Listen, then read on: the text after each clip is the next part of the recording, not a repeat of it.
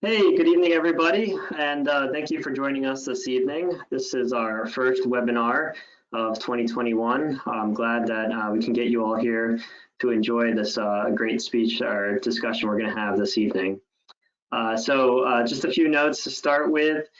Questions for tonight, please put those in as we go. We're going to be answering questions tonight as the program carries forward. So feel free to add those questions in your question box, which is on the right-hand side on your panel.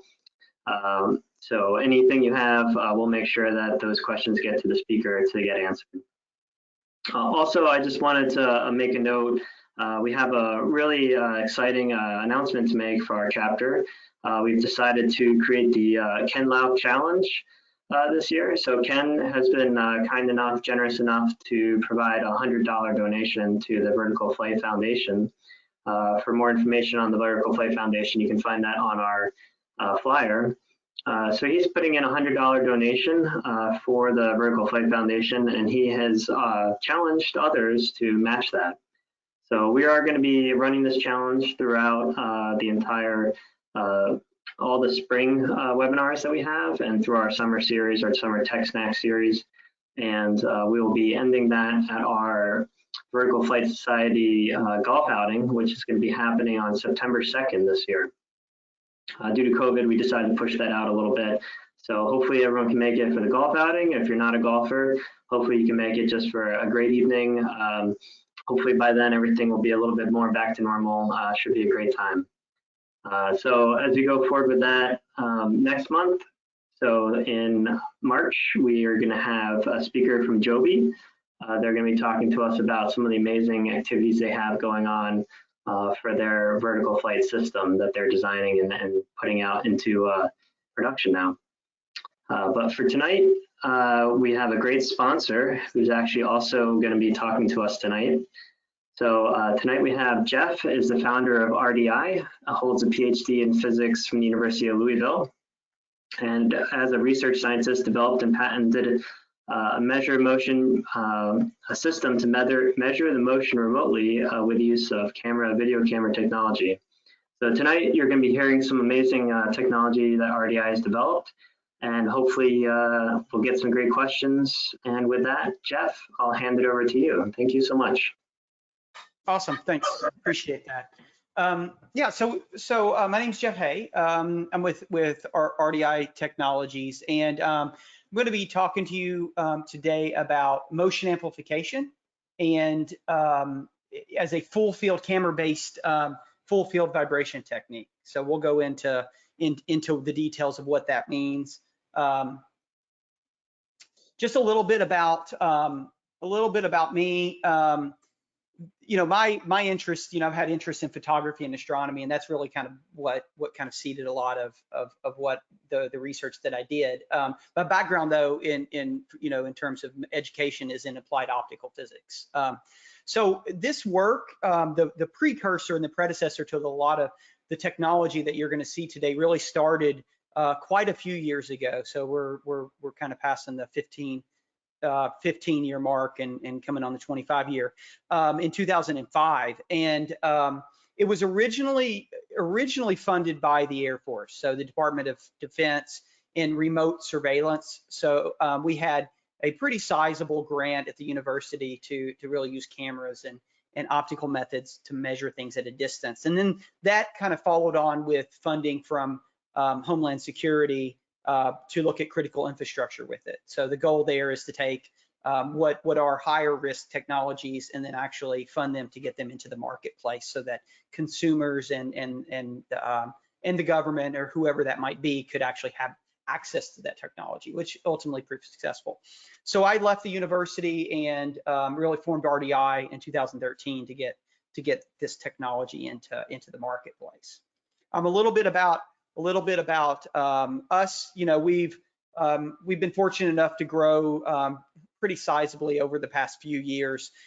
We now have, this technology's actually seen its way into a lot of different industries. We're a global company, an 1,800 certified analysts, but that's still actually, a very small compared to, the total size of the industry. You know, we always run into lots and lots of people that have not heard of the technology, which is always exciting for us. So a couple years on the Inc. list, hit 33 in 2019, which was really fun. So okay, so we're going to talk about, just kind of start with just an overview of motion amplification, but we're really going to cater this talk to specific industry, namely, you know, sort of aerospace and defense theme, which a lot of the audience here would be more interested in. I will say too, though, that that the technology is used in a lot of different areas. We sell into and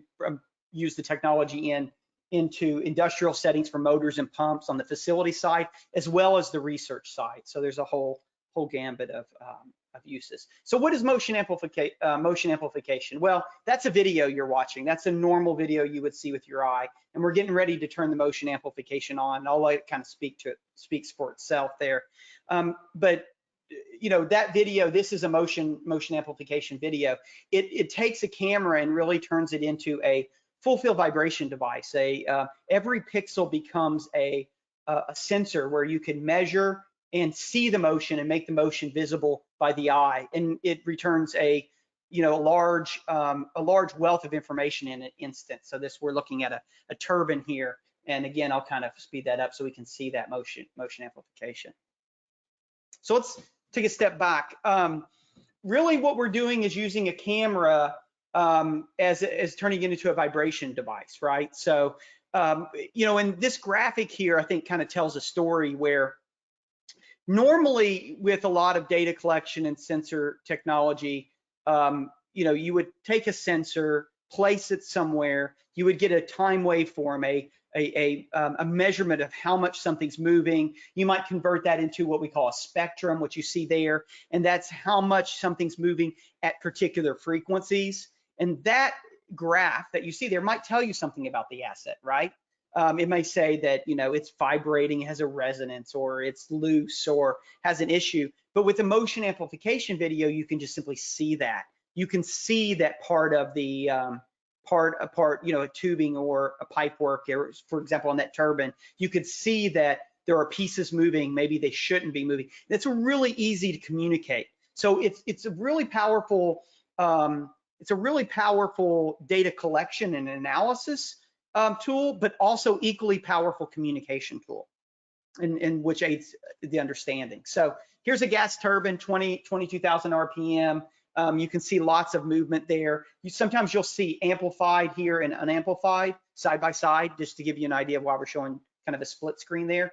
But you can pull a frequency. You can see that there's a box here that we measured from that gives you this spectrum to indicate how much things are moving. And then this other plot is also you know, from there, that's actually the time waveform. This is essentially how much it's moving right and left, that little spot right there. You can draw that box anywhere. But you know, you get the idea of the, you know, kind of the power of the tool. You just set a camera down, and within seconds you get this information returned. So we're able to measure, you know, up and down is viewed from the camera, and right and left. So it's measuring two directions, and you can see down to, you know, 0.01 mil. So really small. We're going to show a technique called filtering that allows you to go through and only look at one frequency. So lots of times problems occur at a particular frequency. It's one thing if you know, if it's moving at a given frequency. It's another thing if it's, for example, moving close to a resonance, you know, like and that could be an issue. So different frequencies of movement sometimes are more important than the overall amount of movement. We can do this live, so no processing time. I'm going to do a short demonstration of the technology and amplify you know, hundreds and hundreds of times. So this is a little bit of an idea of some of the kind of the key details behind the technology. So you know, the setup is fairly straightforward. You know, I can set up the system in 5 minutes. I've been doing it for a while. I think somebody new, maybe 10 minutes or so. It really is kind of setting up what you see there, getting the tripod out, putting the camera on, putting the lens on, and then you run it from a standard laptop, and then this can be returned. Again, I'm going to do a demonstration of this in a few minutes, and I think that that's going to really help with the understanding of sort of these videos. But so you can already start to see some of you that are watching this might already kind of come across these benefits that are pretty straightforward, like the fact that it's non-contact and non-destructive, right? And we'll talk a little bit about that because that's kind of put strain gauges on some assets. It's not possible. Some accelerometers are too heavy depending on how big the object is. You don't have to prepare the surface, but this full field data concept is really part of where the power comes from, because it's in context, right? You place a sensor and you know that one single spot is moving, and it's sometimes hard to decipher what that really means, right? But whereas you have this entire field of view that you're able to see how everything is moving, really has a lot of power, and we'll show some demonstrations. So again, you don't have to pick and choose, and maybe you took a data set a week ago and you didn't make a measurement up in the left-hand corner. You can go back in time kind of and sort of make a measurement there and actually see what it was doing a week ago when you didn't think to place a sensor at that location. Okay, so let's talk about some applications in live demonstrations. So in sort of the aerospace industry, test and measurement applications, those areas have a very wide sort of range of where people are using this. In the prototype, in the test cells, in the shakers, in the product design side, where you get a lot of value in investing in technology, because things that you catch, faults in an asset that you catch early in the life cycle pay dividends later when they don't actually go into production. In the material testing, for those of you who are familiar with an ODS, an operating deflection shape, a lot of people use this in replace of that, or in replace of some modal testing, where you can actually image what's actually occurring. Interior, exterior noise, vibration, and harshness. So interior to a cabin, where's that rattling coming from? And then finally inspection. So troubleshooting and quality assurance, those sorts of things. So one thing I wanted to sort of demonstrate here is this idea of using it. We talked about in test cells and way to use this as a complementary tool. Say that you're still going to use accelerometers, and that's pretty typical. Not everybody uses a single tool for all jobs.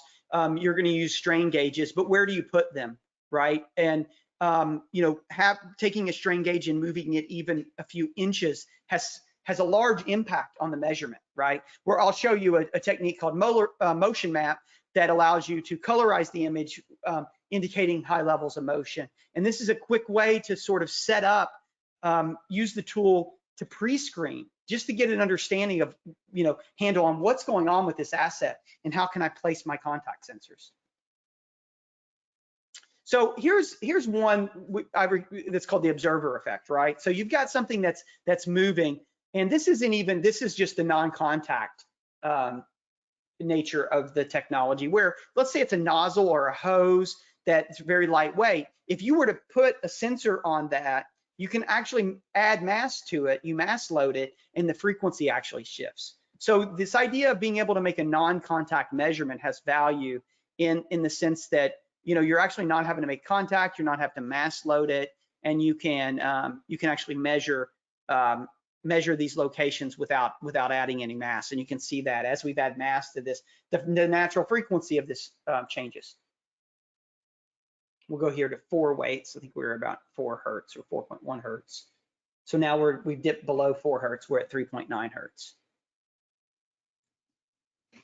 So, and this is an example of using the tool in a pre-screen and test rig. Turns out that the test rig itself actually had a problem.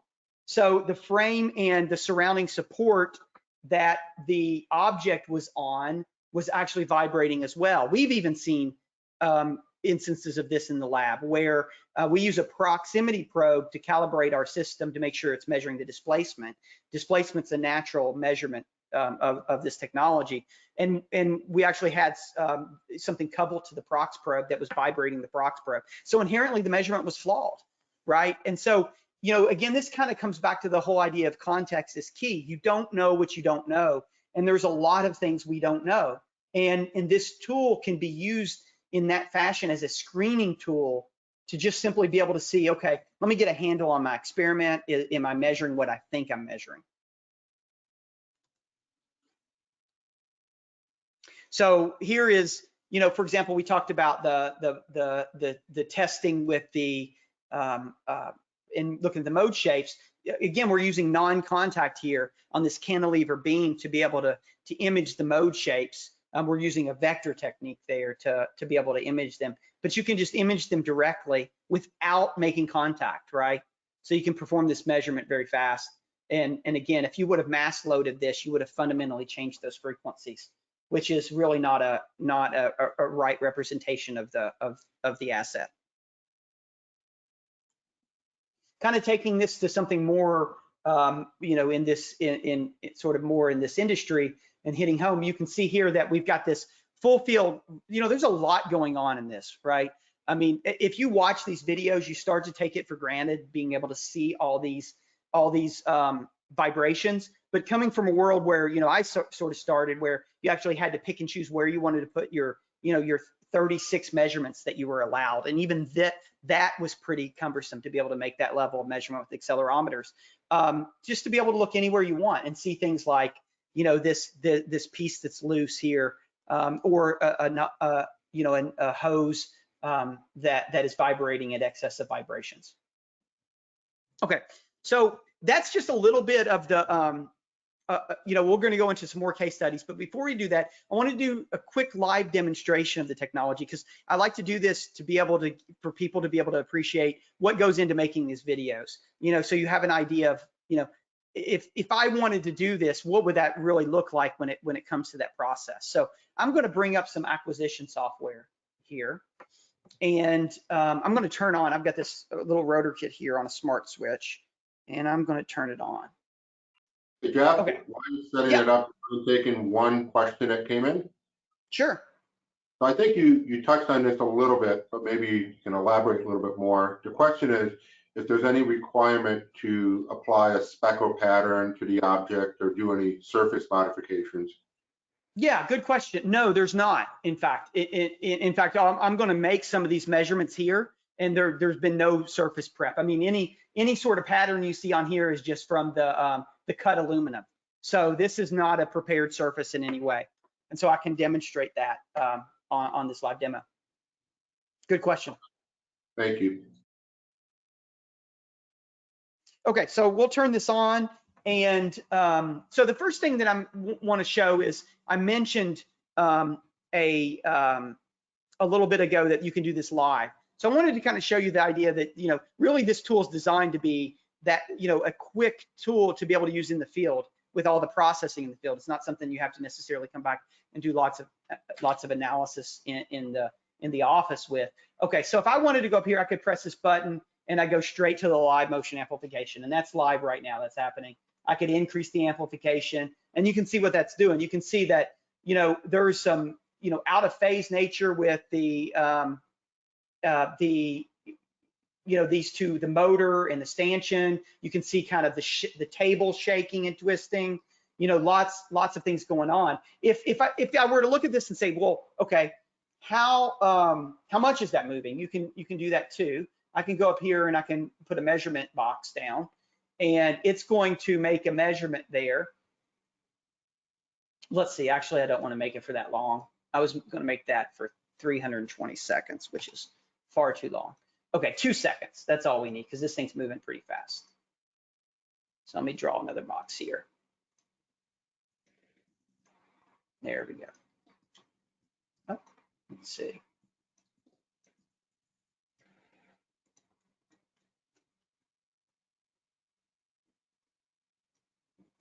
Okay, live.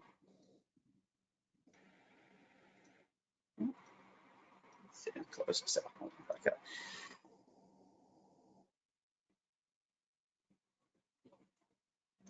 Okay, let's try that again. Okay, sorry about that. Okay, so I was just trying to make the measurement for too long of a time. We don't think anybody wanted to wait 3 minutes. So so here's the time waveform, and then here's the frequency spectrum. So you can see that we've made both an X and a Y, an X and a Y here, and you can see the way that this is moving over those 2 seconds. And this is the turning speed of the motor there. If I wanted to move that over to this area, I could do that as well, and then make a measurement here. If you notice there is a distance put into this, you use a laser rangefinder to calibrate it, and then that's what gives you your absolute units of displacement here. So this shows that, you know, I'm in units of mils, and then this is telling me that this is moving about 5.5 mils peak to peak at its maximum. And then it tells me here at the given frequency, it's moving about 4 mils for that frequency. Right? And so that's sort of just in the live preview mode. If I wanted to take a recording, I could do that too. So I'm going to take this recording here, and then I'm just going to go straight into analysis. And then now the recording's saved, you know, I can look at it, and then I can do things like draw a box here, and then draw a box here, and then compare those, right? And for example, overlay them and show that, you know, those are moving somewhat out of phase with one another, you know, and that's kind of supported with the video if I wanted to play it back here, right? And then I mentioned the filtering. So if I wanted to go through and look at any given peak in here, I could actually filter the video. Right now, the video shows all the motions, right? But if, say, I wanted to see exactly what's happening at this particular motion, or you could do non-continuous, I could do this peak and that peak, or all the, you know, all the individual little peaks. I'll just do the simple one here. You could go through, and it's going to create a new video, and it's only, the video is only going to show that one frequency. So this would be the last thing I show here, but with the live software. But just to give you an idea, now it's only that one frequency, and that's only all the motion related to the turning speed. So let me turn off that rotor kit, and I'll show a couple other things. Okay,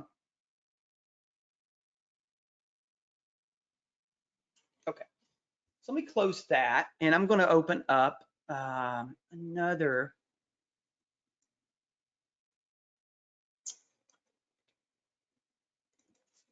So let me show this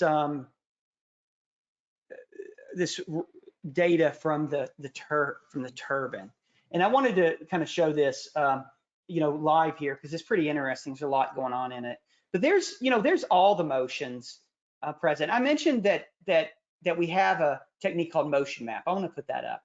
This shows all the motions in a colorized fashion. So blue is less motion, red is more motion, right? And I can kind of set my scaling here. But what's really cool is you can see all these different frequencies in the data, right? So if I wanted to go up here and look at, say, this peak, I could do that, and I can see what's moving at 97, what's moving at 97 Hertz, right? And that tells me, you know, this is, you know, these individual components are moving at high levels. I can go through and pick any frequency that I want, right? And different things highlight at these different frequencies.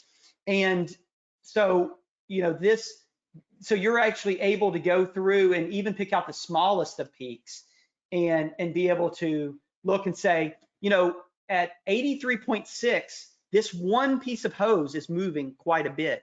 You know, is that okay? Is that not okay? But you can actually isolate it down to that level. Whereas at the, say, the 97 Hertz, it's not moving as much, right? And so that gives you, you can go through and do any one of these, you know, sort of frequencies and actually isolate and look at all of them one by one, which is a lot of power to be able to isolate these individual components on an asset. Okay, so let me go back into some videos here. Hey, Jeff, do you mind taking a Yep. couple more questions? Yeah, go for it. Okay, so a question came in is, what is the minimum motion that could be measured? Yeah, so in terms of the minimum motion, we set the standard at at 1 meter, that is 0.01 mils or a quarter of a micron. If you double the distance, go to 2 meters, then you can see 0.02 mils. And then if you go to 10 meters, you can see 0.1 mils. So that's kind of how you could do that. It's somewhat dependent on the distance, but for specification and comparison, we always look at 1 meter as a reference. Okay, thank you. So 1 meter. The next question goes back to the surface preparation. Can a speckle pattern improve the measurement? The assumption is that maybe a uniform surface color will be harder to measure since there are no spatial gradients. Yeah, that's a good question. Yeah, I mean, you can. I mean, if you were to stare at a blank wall that's really, really uniform, I mean, usually we're pretty good at picking out some detail, but if you would, that might be a little challenging. But if you put a speckle pattern on it, yeah, it's going to make the contrast better, and you'll be able to see things a little bit better in terms of the movement. Yeah, it's true. It's not needed, but if you have the luxury, it's not going to hurt, and it can improve things in a very uniform surface. Okay, thank you, Jeff. Yep. Okay, so let's go through just some more examples. I'm going to kind of just run through a few examples just to show. And I will say this: if your video is not playing back smoothly, ours is. This is going to be on the Vertical Flight YouTube page, and as a recording, it's being recorded right now. So if for some reason these videos don't play back, you can always catch them on YouTube, and they will be smooth in that. So hopefully everybody's seeing good smooth playback, but that's dependent on internet speeds. So just to give you an idea, here's an orbit, just to be able to kind of go through and on this gearbox to measure. So you can get time waveform, frequency spectrum, you can get orbits. We'll show a few other measurements too. And we're really, the software goes quite a bit deeper. I like talking about it. I'd love to talk to you, for a couple, 3 hours, but there's quite a few more. We're really going to hit sort of the highlights. Here's a loose bearing, kind of showing a component level inspection, which is interesting to be able to do, product design again, just to look down at the crack level and be able to see, because really we're measuring, no pixel gets, it's kind of like no stone gets unturned or not, sort of concept. That's what's happening here at a pixel level. That's the granularity that we see. And we do a lot of repairs. This is a before and after. Just to give you an idea in a facility. I mean, you can kind of look at all this stuff that's kind of going around. Again, I always say context is key. Piping, all this stuff never gets monitored. It never gets looked at.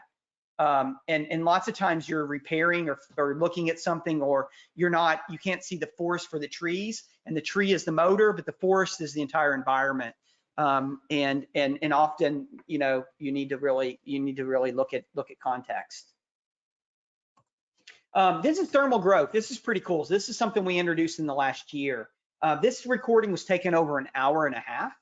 You can see where it's heating up, and you can see where it starts, that jump, but you can actually see the thermal growth in the video, right? So we're measuring here, and again, look at the time scale here. This is over, thousands of seconds. So this is an hour and a half, and you can actually see some interesting things, like this foot kind of kicks out at one point in time.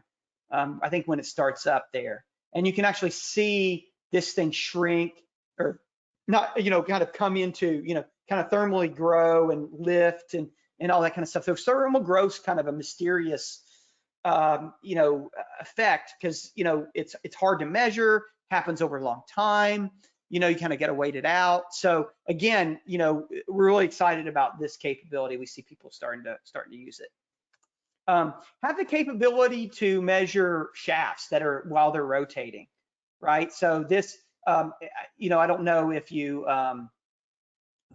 don't know this, but I do, because I've looked at this thing. The bearings on this side are shot. I think there's supposed to be probably 8, and there's probably 3 ball bearings left in there. But and you can see that in the measurement. This side is pretty loose. It's almost like a cantilever on this side, and we're sort of measuring that. That's from here, while we're measuring these 3 different locations. So you can measure a rotating component as it spins, and you're really measuring the run out of that shaft, the operational run out.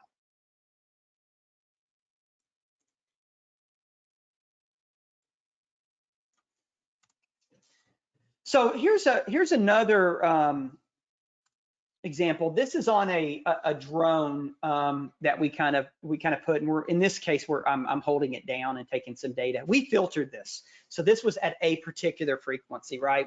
There was lots of modes in this drone, but this one was quite dominant and pretty interesting.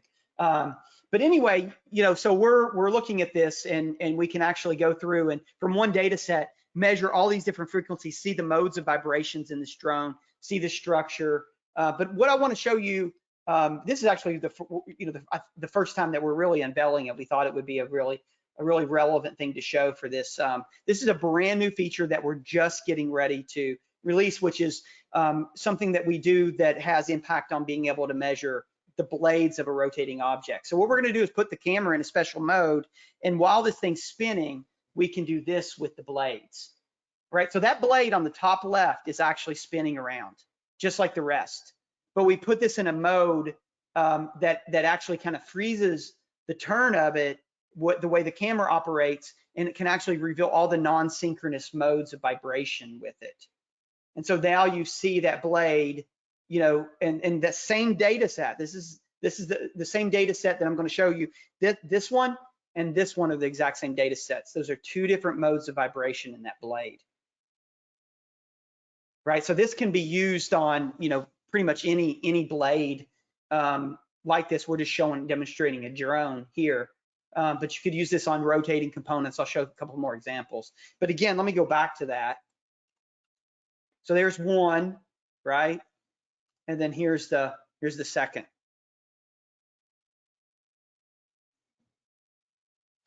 So this is just kind of on a box fan, right? Same concept. Just wanted to show a different asset. You can kind of see it twisting the whole unit. And then there's, again, same data set, just a different mode of vibration. We can extend this to rotate. This is the whole concept is for being able to see rotating component vibrations, with the motion amplification technique. We can extend it to shafts. Now I showed you that rotor kit, so you have an idea of what that looks like sort of live. This is it while it's spinning. That's actually turning, right? And we're actually able to see, sort of a twisting, and those are not actually vibrating at the same, together, right? So there's a little bit of a torsional there that's going on. We'll get another look at it here. A little bit different. So this is something that's brand new that we're just getting ready to release in an update that's coming out in the next month or so.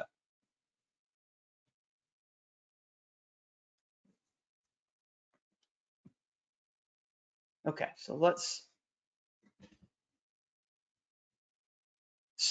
this is something, again, one of the things that I think the common kind of thing with the techniques is that we're really leveraging a camera, which allows us to do a lot of different stuff than traditional sensors. So this is a technique that we refer to as transient motion. So normally what I've shown up until this point has been drawing a box, right? And you measure something that moves inside that box, periodic motion, vibration. What we do here is we allow that box that we're measuring to move through the field of view, right? And then we can do things like track it, right? So we're tracking that robot over the course of both in the X and the Y. And then as we track it, this plot to the lower left is actually the dynamic vibration that's occurring inside the box as it moves. So it's kind of like AC/DC, you can think of it that way. Or it's the dynamic data that's writing on this. So that's interesting because that allows you to kind of have a moving sensor that measures dynamically as it goes. And then once you get that, you can actually do a vibration spectrum and get the frequency spectrum of a moving object. So this thing's vibrating in the up and down kind of vertically, at this frequency, right? You don't see it so much in the back, the X, but you do see it there. Right, so it might be some bounce that this thing's got in it, some mode of vibration, but you see it there. So that's really cool because it lets you do, leverage the fact that we really have sensors everywhere, and we're sort of just handing off the measurement as it goes through the field of view with pixels. So here's another example of some material deflection with motion amplification. Again, it's pretty interesting what you see. You turn these, I've watched a lot of motion amplification videos, and it never ceases to amaze me how much stuff bends. You look at an I-beam that you're convinced, there's no way this thing can move, and you turn on the amplification, and lo and behold, it is just flexing without any problem, right? Has no problem flexing.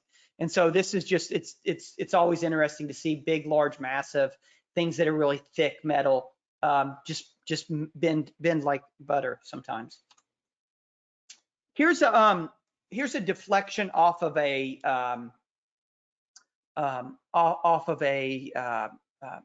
prop plane, right? And so I wanted to show this at 9 Hertz. So 2 different modes of vibration, right? Same data set.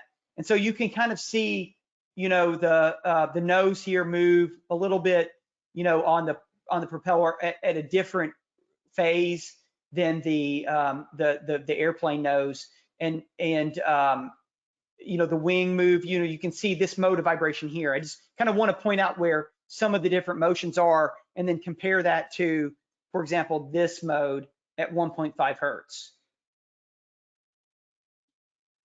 And again, you're seeing it across the entire structure, right? So no real problem to be able to measure this thing, across the entire field of view.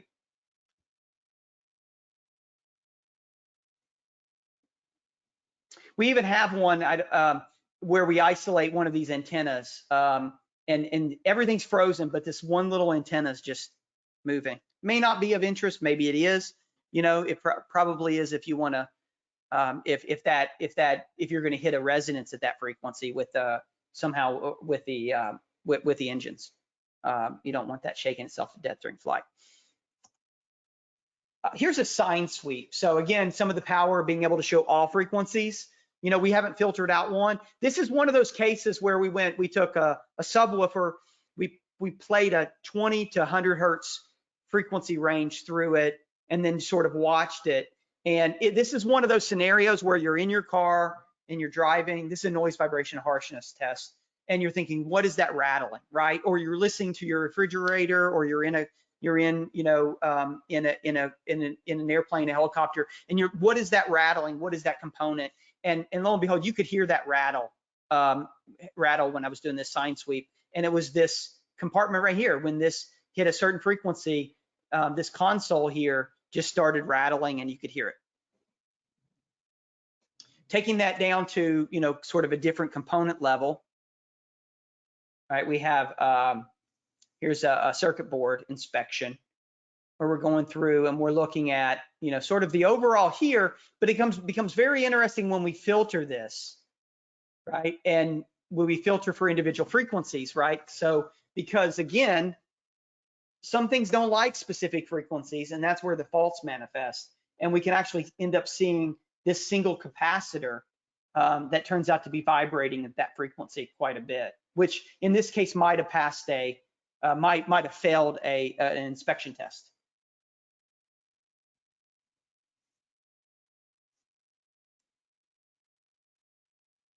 So this next video, we're just having a little bit of fun, because we've got this is my son's toy helicopter. Some of you guys might recognize that model, but it is that is a quarter of a micron movement right there. So you can actually see this. One of the things that actually is kind of educational about this is that you can see this.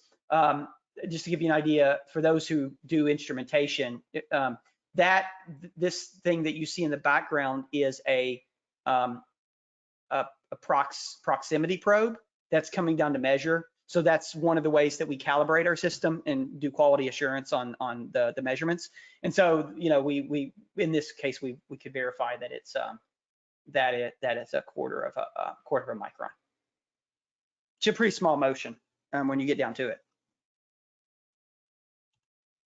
So let me kind of towards the end, we're coming up on, you know, I'll leave some time for some questions, about 10 minutes for questions. I wanted to just talk a little bit about, you know, kind of like how this is delivered, you know, kind of like the, you've seen the videos, but you didn't see the other side of it, what's actually collecting the data. So this is sort of the different ways that we deploy the cameras, right? So on the left-hand side, you see what we refer to as it's the Iris M, but it's really our troubleshooting kit. That's kind of what it looks like when you go out in the field. You can run it off. This is a laptop, but it's a Surface. You can turn it into a tablet. And you know, you plug this, give you an idea. You just open it up, put the tripod down, put the camera on, and connect via USB 3. You know, that's really how easy it is. 100% battery powered. You've got some battery powered lights that if you want to use. That's kind of in a nutshell the way that it works. And that's, you know, that's kind of the vast majority of uses. That's really what most people do. The MX is a camera that does high speed, right? It doesn't add necessarily any extra capability other than the fact that it's faster camera. And so really we don't operate, our technique operates in the same rules as vibration. If you want to see a faster moving object, you have to sample faster. And it was same rule that you always have to sample twice as fast as the frequency of interest, right? And so that's where a high-speed camera. Now, we measure displacement. So there are some diminishing returns when you get to ultra high frequency, you know, because there's not a lot of displacement, but sometimes there are, like some people do speaker research with our, you know, technology, and you know, they're very much interested in those higher frequency things. So again, it really sort of depends, but that's what the MX is really about. The CM is a little bit of a different animal, and I'll talk a little bit more in detail about it. But that's yeah, Frank. Oh, I thought I heard Frank jump in with a question, but so I'll keep going. The CM is a continuous monitoring. So I'll talk a little bit more in detail about this in a minute, just to kind of show, but it has some of the same technical capabilities, but the deployment's different. And the reason why I wanted to talk about it a little bit is because that's used often in test cells where you want multiple cameras set up, and it's more of a permanent to semi-permanent kind of scenario. So just a little bit about some of the details there. The Iris M is, you know, it handles most mechanical frequency vibrations. You know, can go, you know, I usually think of it as hundreds of hertz, you know, a few hundred hertz, couple 300 hertz, to, you know, thousand hertz, couple thousand hertz. You know, kind of that's usually the way I think about it. But you can see a lot of the details are still very very similar.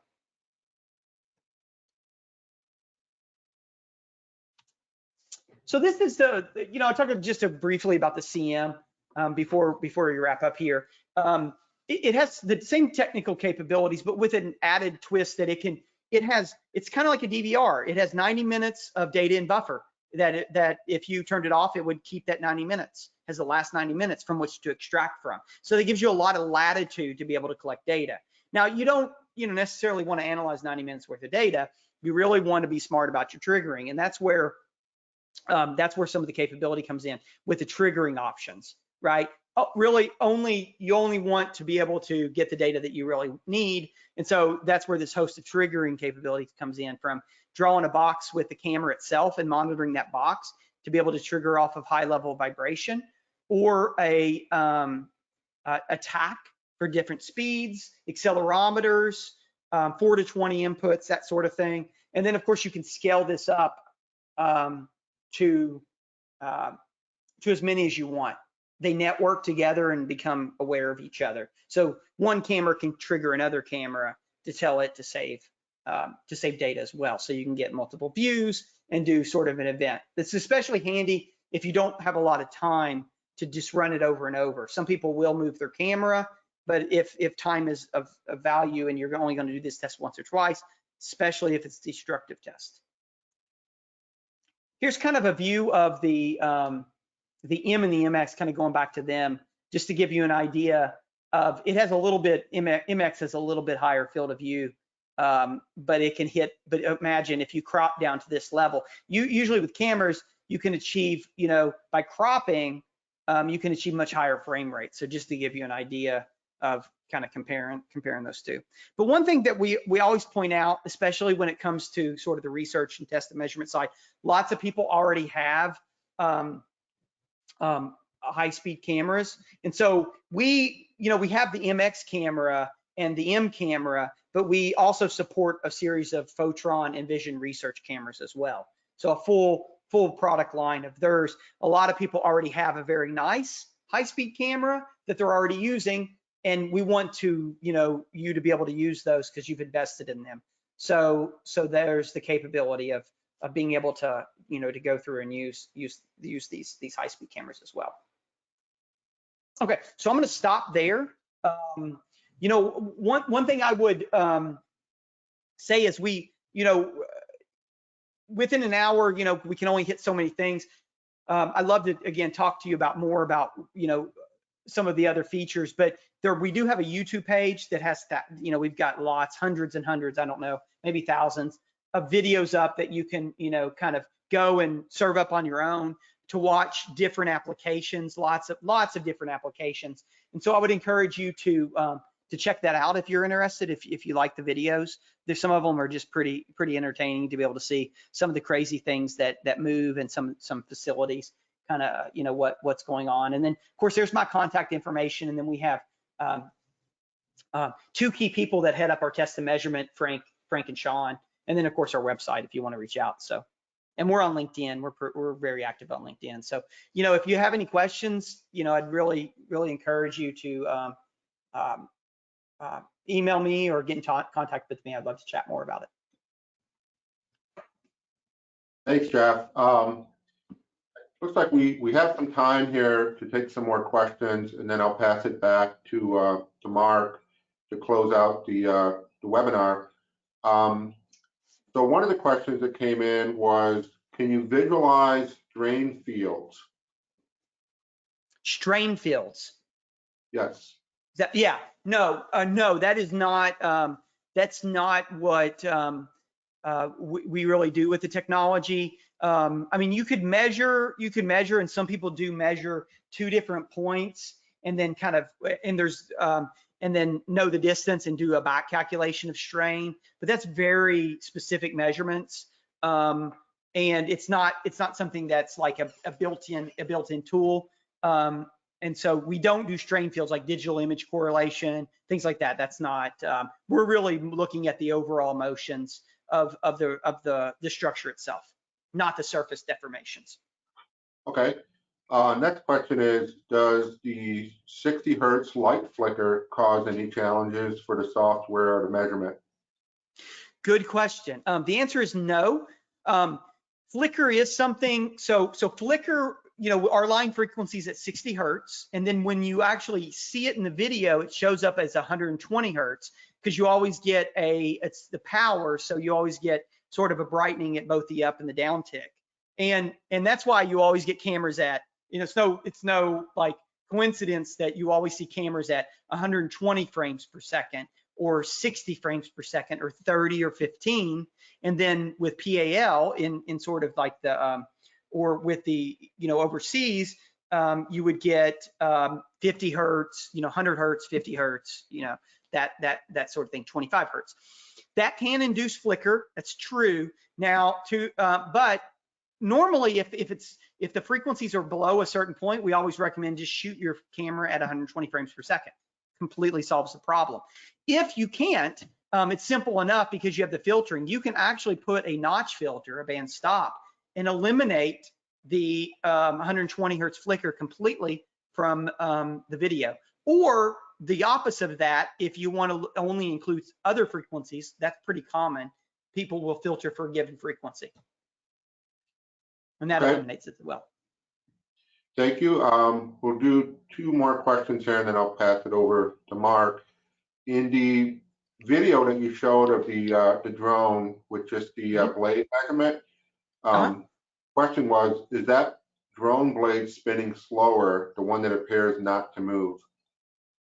No, we didn't do it. I mean, if it's spinning slower on its own. I mean, there's no reason to suggest that it was. We didn't measure those, but there's nothing necessarily different about that one than the rest of them.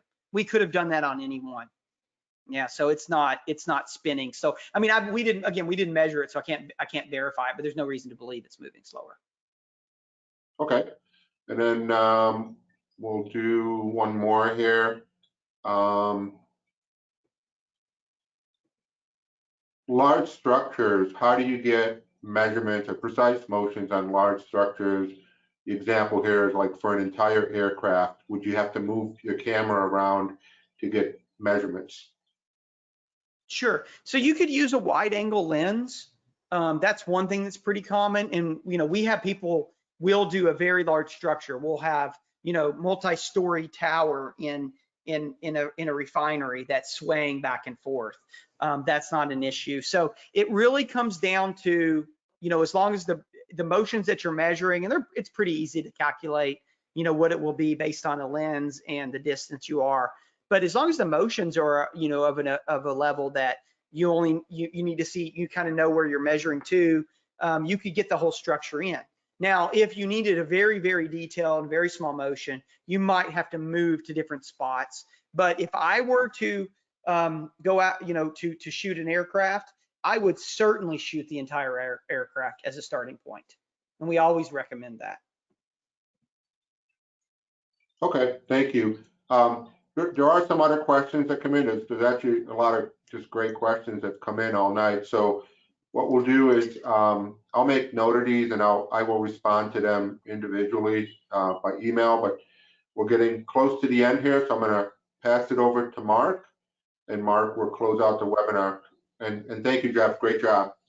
Yeah, thanks. And I just want to add too, we'll be speaking at the annual Vertical Flight Society conference. Frank, do you know the time on that? Yeah, so in May, I believe it's May 10th to the 14th. It's the annual Forum 77, which is the large exhibit show, and then there's many different tracks with presenters. So RDI will be participating as an exhibitor, and Jeff will also be speaking in one of the tracks. So if you can join us and you're going to be participating in that show, please stop by and say hello. And by then we should have more examples to share as well. Thanks. Okay, thank you, Mark. I'm going to turn it back to you. Alex is preoccupied, but I'll jump in. Can everybody hear me? Yes, we can. Okay, excellent. This concludes our lecture. A big thanks to Jeff and Frank for facilitating the questions. This was a very interesting presentation. We will share the contact information with those that attended. And with that, we would like to conclude. Okay, I'll go ahead and end the webinar. Thank you so much, Jeff. Yeah. Thank you. Thank you, everyone. Have a good evening. Thanks, everyone.